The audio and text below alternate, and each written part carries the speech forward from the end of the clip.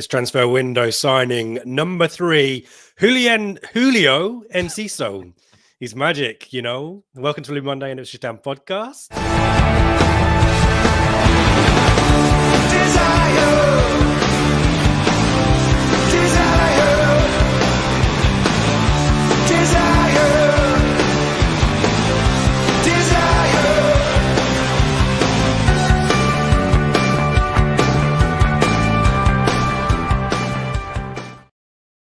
I've fallen at the first hurdle already.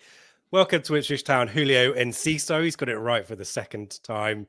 Third signing, loan signing from Brighton for the rest of the season. We want to hear your views in the live chat. But first off, Seb, give us the lowdown. Yeah, I'm excited. I'm pretty positive about this one. He's got decent pedigree. You've kindly in the green room just showed me an amazing goal from against Man City a couple of years ago. So yeah, he's very similar to a lot of players that we've got. We'll discuss the kind of similar characteristics he's got with our existing 3 behind the striker. But we know McKenna likes these flexible players that can play in a variety of positions behind the main striker. Can play as a false 9 if need to as well. And let's be honest, it's a bit of a free hit, isn't it? Because it doesn't count towards the squad limitations in terms of age. It does count towards the domestic loan rule, so no more domestic loans unless Calvin Phillips disappears over the next 10 days or so. But yeah, it all looks positive and a bit of Premier League pedigree to come into the side. Yeah, I'm going to tick off the cliches, as I say, pedigree is one of them. I have another word in my head. Do you want to give us the lowdown, give us the profile? He celebrated his 21st birthday today, so happy birthday, Julio. Welcome to Ipswich Town. What a present that is for all of us. But yeah, just talk us through your career and stats and bits and pieces like that, Seb. So primarily number 10, a diminutive attacking midfielder is probably the best way to describe him. Diminutive, there's the other word. Joined from Brighton. He signed from Club Libertad in 2022 for 9 million quid to Brighton. We've discussed Brighton on this show so many times about them being the poster child for this young talent they buy in, look to develop and either get into their first team or sell on for decent money. He's made 55 appearances for them in all competitions, scored 5 goals, 23 caps for Paraguay. Have we ever had a Paraguayan international in this? No, first time? Okay. Uruguayan. Adrian Paz was Uruguayan, I believe. Yeah. Sarmiento was Ecuadorian, wasn't he? Yep. So ticking off the South American continent there.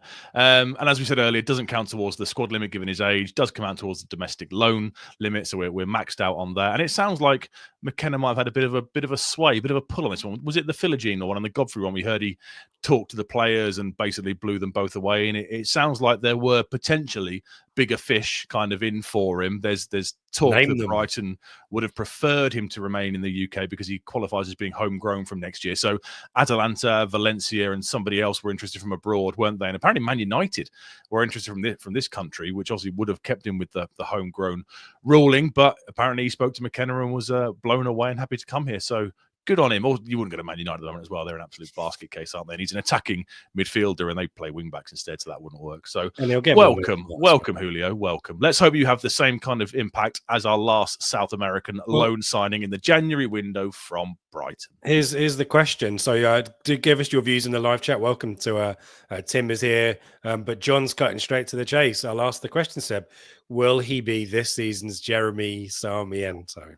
A 97th minute winner against Southampton incoming next weekend, do we reckon? Wouldn't that be amazing? Sarmiento obviously was an absolute cult hero for what he did. You know, the late goal against Leicester, the Southampton moment we will eulogise over this time next week doing the Southampton pre-match show. And if Enciso can have anywhere near the same level of impact, we'll be absolutely delighted. I imagine he'll probably feature a bit more. You know, Sarmiento did get starts here and there, but I think most of us agreed towards the end of the season he was very much a better coming off the bench. He was a much better finisher than he was a starter, wasn't he? Whereas I'd imagine this guy's probably going to play a little bit more from the start. We'll talk more. I mean, we're going live after this, previewing the Liverpool game, but very briefly spoiling our script for that one. It's too soon for him to start, isn't it, on Saturday? I think he's definitely joined training. He's registered in time, so he will feature. But Liverpool probably too soon. I think he'll be on the bench, won't he? McKenna very rarely throws people in, does he?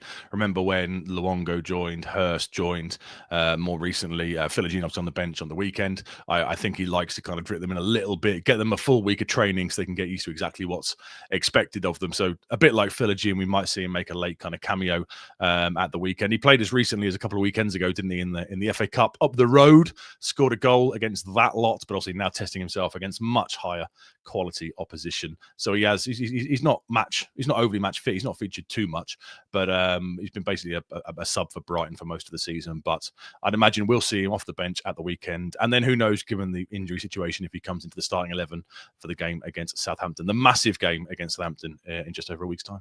Yeah, question from Tom here. How much game time has he had for Brighton? Do we know if there's a chance they let him go at the end of the season if he performs well? I suspect, I mean, if he excels for us, then Brighton will probably want to keep him. But if we're in the Premier League, then those chances increase, don't they? But in terms of the game time, it is sub minutes, as you mentioned. He played 23 minutes in the game against us, I think, at the start of the season. Am I right in saying that? I think. He was on the bench for the recent game, wasn't he? The Thursday night game. Yeah, did come off the bench. A minute against Man United, but some good chunky minutes against Villa and Brentford in recent weeks.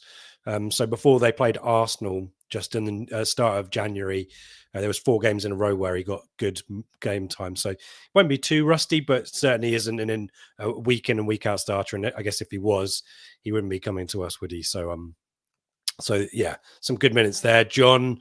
As per my kind of intro, can we repurpose Jeremy's theme tune? I think doesn't quite fit, does it? You're the musical expert of the two. It wouldn't quite fit, would it? Julio Enciso. Yeah, yeah. So you struggle with it. Yeah. We might have to be creative on this one and think of something different, maybe. But Neil's going for it anyway. He's magic, we can always just crowbar it in. His Doom Ultima, I assume Brighton fan, maybe not. Brian won't sell them to you guys. That being said, I hope he does well. Struggle to get minutes for us. Yeah, Brian fan, thank you, Doom Ultima, for your insights there. Neil mentioning that late winner v Saints. Surely not. I mean, we can all hope.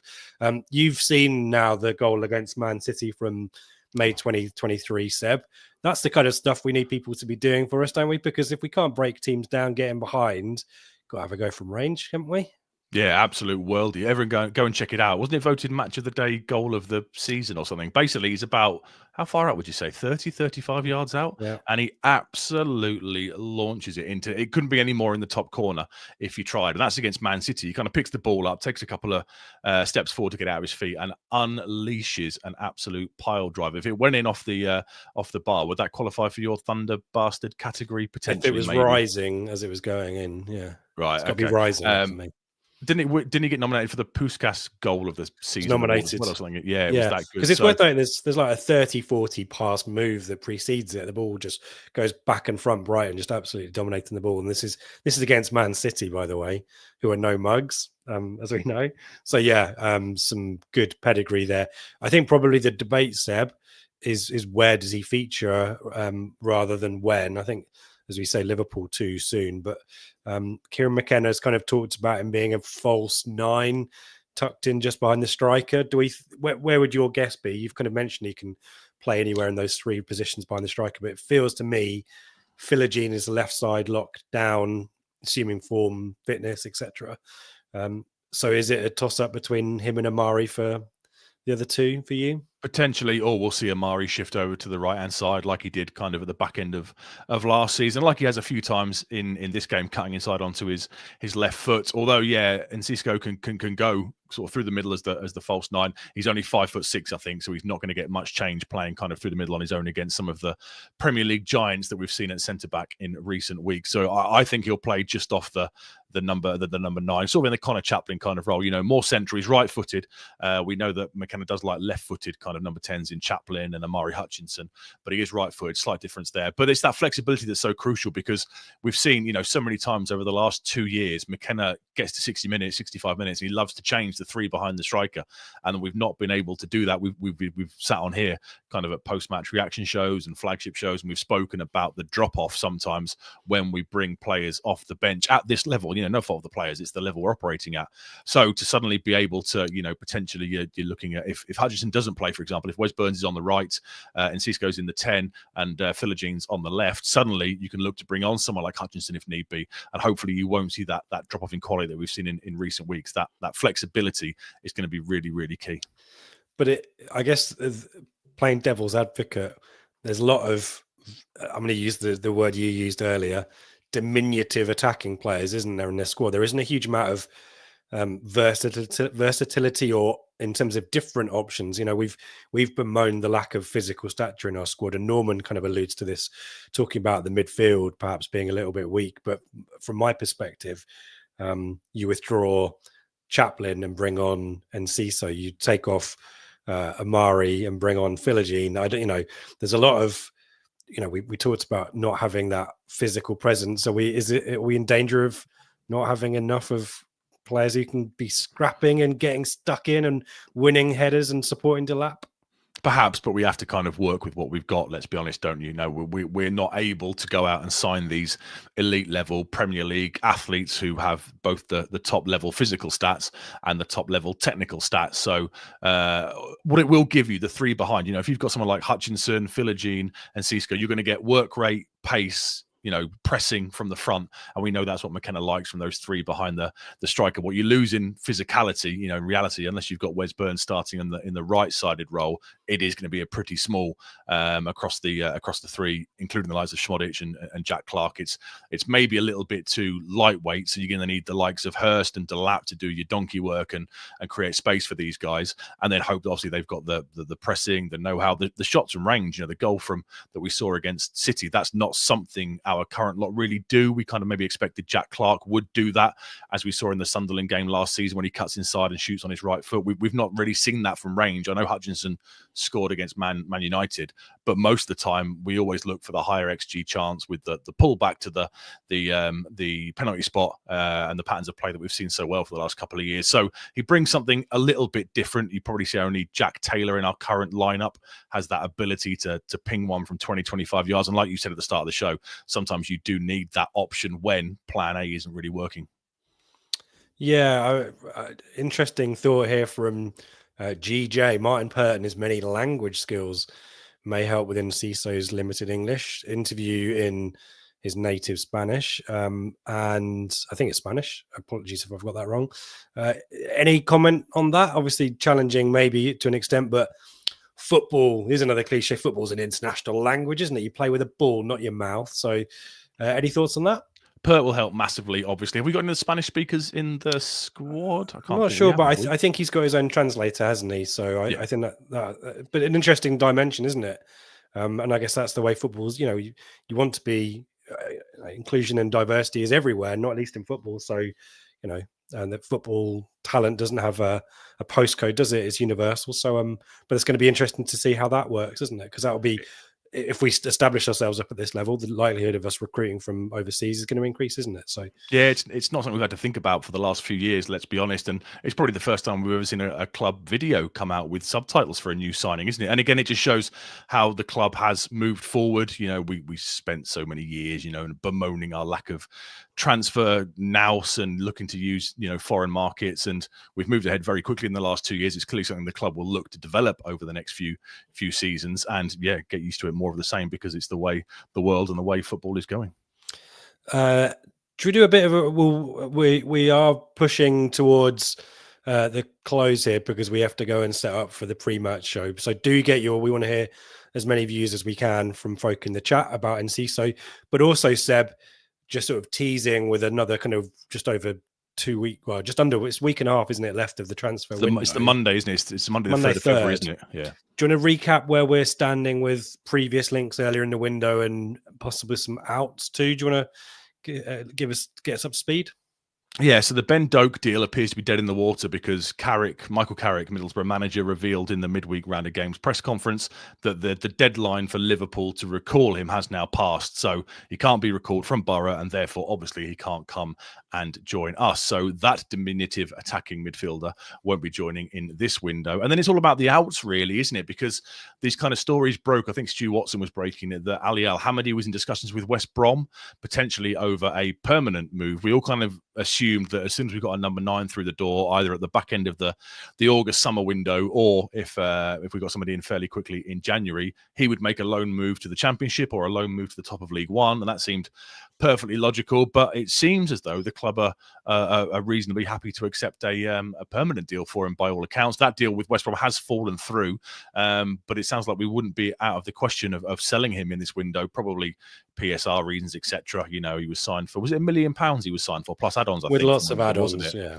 Yeah, so the promotion will have triggered a few of them. Obviously, he's not made that many appearances or scored that many goals, but the promotion probably has triggered a substantial payment to AFC Wimbledon. So potentially, if he's one, you could look to move on for £2.5–3 million with a hefty sell-on to then protect yourself in the future. Then that might be one that you look at as well. I think Stoke are currently interested in him, so there might be some movement on that one, even if a new striker doesn't arrive. And then it's two defenders who've kind of been linked with moves away. So Luke Wolfenden, in one of the craziest links I think I've read, it was like when Tommy Smith moved to, was it Colorado Rapids? And it came out of absolutely nowhere, similar to this one. So Tommy Smith apparently is being eyed up by Inter Miami, David Beckham's franchise side, to go and play with Luis Suarez and Lionel Messi and Busquets and whoever else is there. If that one were to happen, he's out of contract in the summer. We have an option, don't we, to take it through another year, I think.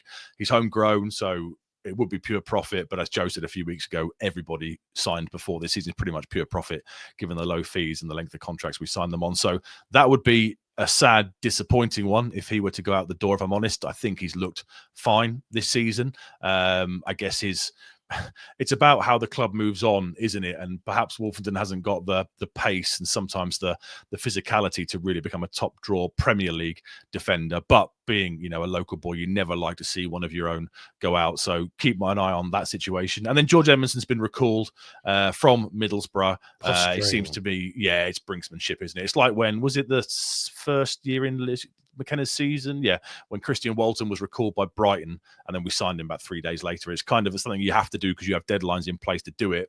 He can't go anywhere else. He came on for us at the Etihad in August against his boyhood side. So the 2-club rule means he cannot move anywhere else. So I presume this is brinksmanship to say, you've offered us whatever, we want this. And I presume that will now get done. I think talks are ongoing, aren't they? Didn't they report they'd had a $500,000 offer and a promotion bonus turned down? So expected that one done, and George depart Ipswich permanently and make a move to Middlesbrough.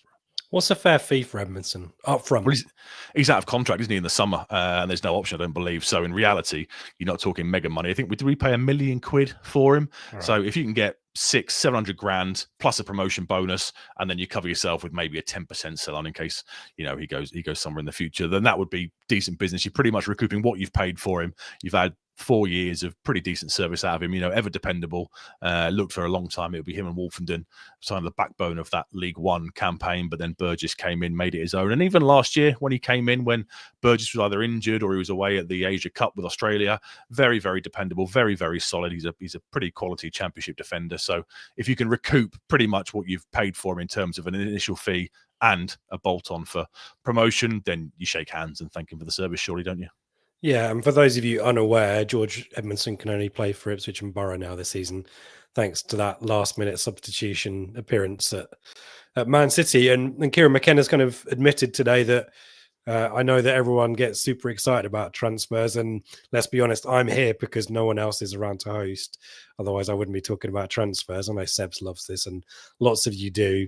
But it sounds like business before the 3rd of February in terms of incomings is unlikely, particularly that number 9, Seb. We kind of keep talking about, you've talked about the possible departure of Ali Al Hamadi, but it sounds like not only is there limited options out there, but maybe the prices that we would have to pay will be extortionate as well. So perhaps just flooding the squad with number 10s who can maybe play just off the striker is the way to go. We will be assuming there is stuff to talk about, and Joe and I did deadline day in the summer, and there were 2 loans possibly happening, and then Wasn't I sat on my sofa texting you the whereabouts of Reece Nelson in real time because they were reporting he was heading down the A12 to and then it all sign for us and backfired, stuff. Yeah, so maybe it won't be me if we do that, but we'll keep a lookout for it. And obviously, as we say, do join our Telegram group if you want to continue the conversation 24/7 on transfers.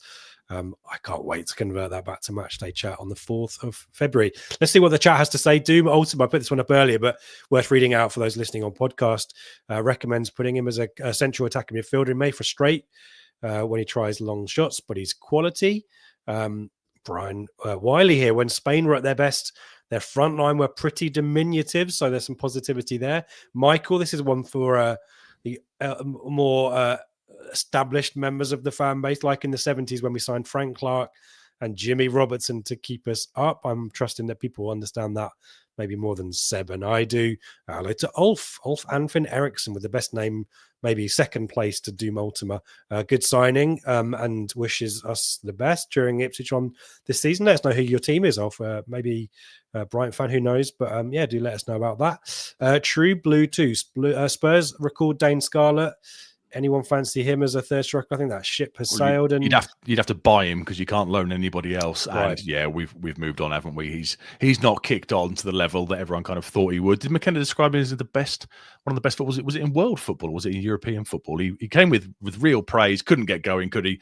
Through no real fault of his own. He just wasn't. You know, he played for Tottenham in the cup and couldn't therefore play for us. And lack of minutes really killed him, and he went back early. So yeah, no, I think we've moved on there. I think if we can't, it's sounding unlikely, isn't it? There's just no links anywhere, is there, with a number 9? So it is sounding pretty unlikely. And some of the comments from McKenna's pre-match presser today has kind of said, you know, if we have to go with a 2, i.e. Hurst and Delap, then that's what we'll do. And you've just got to pray that Hurst, you know, his hamstring and his knee holds out for the second half of the season. It's a big gamble, but what can you do? Because let's be honest, West Ham need a number 9, Bournemouth need a number 9. You know, there are plenty of other clubs in the Premier League. Yeah, plenty of other clubs in the Premier League looking for these strikers. And hopefully it will be like one of those summer windows when one move then triggers a load of dominoes, potentially maybe if Forest sign Cunha or sign Visa from Brentford. That could free up, what's he called? The guy who's been Awoniyi. That could maybe free up him. He's very much playing second fiddle to Chris Wood this season, so isn't going to get a lot of minutes, but that could be one potentially where you might have to drop £20 million. I think they paid about that for him from Germany when they got promoted in the summer. They bought all those players in, but he did pretty well for them for a couple of seasons, and he certainly ticks the physicality box, so that could be one to look at as well. But we'll have to wait and see. In McKenna and Ashton, we trust. They've never let us down. Yeah, there you go. Michael Kemp makes a great point there in the comments. Another useful January window for Mark Ashton and Kieran McKenna. They've never let us down in the last 2 ones, and this one, you know, we've got Ben Godfrey in, we've got Jaden Philogene in, and now we've got Julio Enciso. So yeah, good business compared to a lot of the league, because it's very quiet this January. Let's be honest, isn't it? You know, there's very little business being done, especially at this level. So to get 2 more attacking midfielders to increase your creativity and your goal scoring chances, and you know, a bit of Premier League experience, a bit of physicality and pace in the back line, all by the 3rd week of January is pretty impressive from I was going to ask you to rate as of this point now, maybe we come back and revisit it on the 3rd, rate Kieran McKenna, Mark Ashton's dealings in the transfer market, because it feels like Kieran McKenna has been a critical part of getting these deals over the line. What was your score out of 10, Seb? Well, at the moment, without the number 9, at the moment, I'd probably give it a 7, should we say. You know, Godfrey brings in Premier League experience. I'm not sure you'd have got anything better for that right-sided role. Philogene looks, you know, very, very impressive in the left-hand side. Even in the brief cameo against Man City, I know City were at that point playing with, you know, kids and one eye on the Champions League in midweek, but he still looked really, really positive. I thought, looked neat and tidy.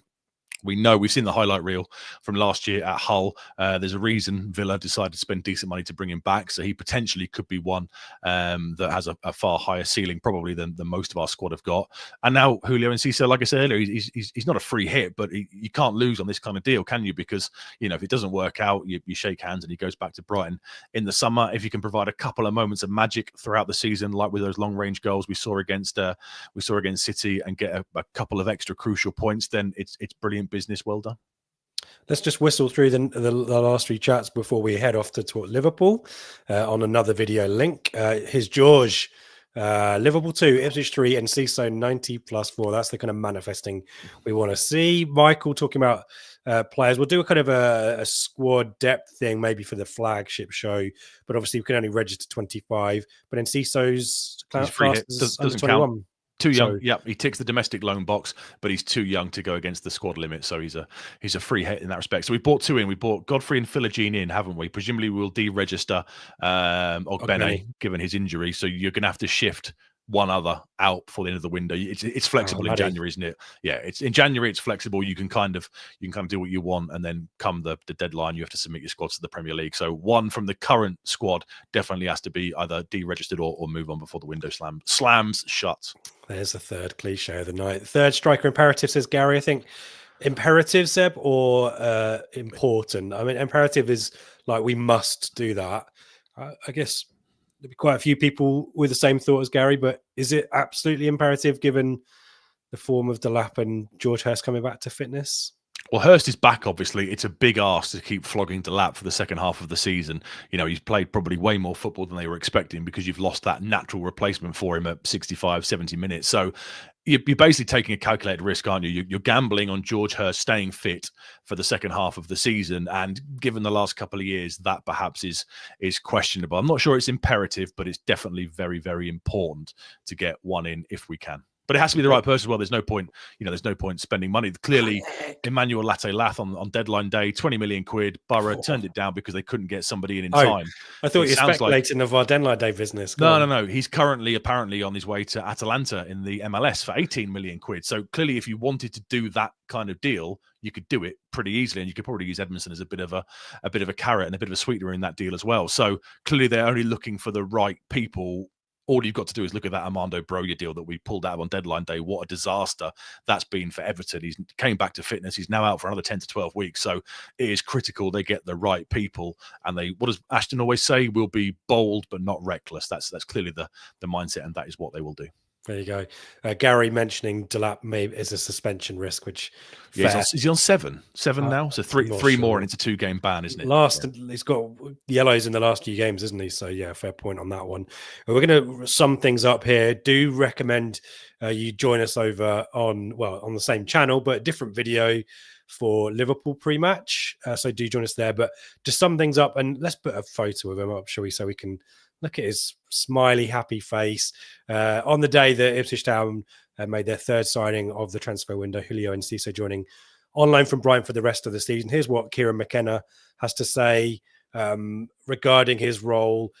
He's played as a false 9, dropping down into the 10 spaces, but I think he's a player who thrives from being in the half spaces, in between the lines where you can turn and dribble and shoot and play through passes. So those are the areas of the pitch that we need to try and get him in. So there you go. Let us know your views in the chat, in the comments about this one.